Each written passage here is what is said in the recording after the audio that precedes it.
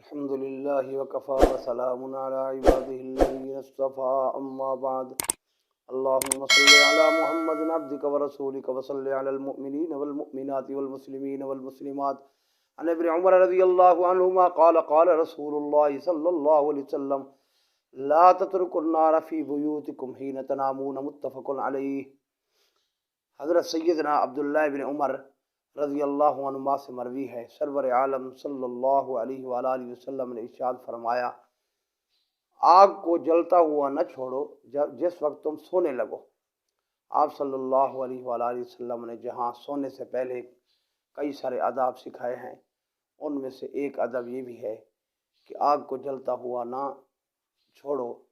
کیونکہ آگ جلتی رہی تو خطرہ ہے کہ حد سے بڑھ جائے اور تم میں نیند ہو، تمہاری نیند کی حالت کے اندر وہ تمہیں بھی جلا دے، گھر کو جلا دے، اشیاء کو، باقی گھر کے ساز و سامان جلا دے۔ اس وجہ سے آگ کو بجھا کر سویا کرو۔ دوسری حدیث شریف میں ہے جو کہ حضرت سیدنا ابو موسیٰ اشعری رضی اللہ تعالیٰ عنہ سے مروی ہے کہ سرور عالم صلی اللہ علیہ وآلہ وسلم کے سامنے مدینہ شریف میں کا ایک واقعہ بیان کیا گیا کہ ایک گھر میں رات کو گھر والوں کی سونے کی حالت میں آگ لگ گئی ہے، گھر جل گیا ہے، تو آپ صلی اللہ علیہ وسلم نے ارشاد فرمایا یہ آگ تمہاری دشمن ہے، سوتے وقت اس کو بجھا کر سویا کرو۔ آپ صلی اللہ علیہ وآلہ وسلم نے حضرت جابر رضی اللہ عنہ کی حدیث میں سونے سے پہلے یہ بھی وصیت فرمائی کہ سونے سے پہلے برتنوں کو ڈھانک دیا کرو، مشکیزوں کے منہ باندھ دیا کرو، چراغ بجھا دیا کرو، دروازے بند کر کے سویا کرو،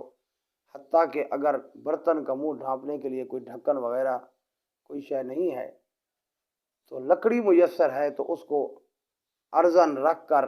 برتن کے اوپر بسم اللہ پڑھتے ہوئے رکھو، ارزن رکھ کر اس کو چھوڑ دو، بسم اللہ پڑھ کر رکھو، تو اس سے بھی اللہ تعالیٰ برتن کی حفاظت کرے گا۔ اسی طرح آپ صلی اللہ علیہ وسلم نے ارشاد فرمایا یہ فویسقہ جو ہے یہ گھر والوں پر ان کے گھر کو جلا دیتی ہے۔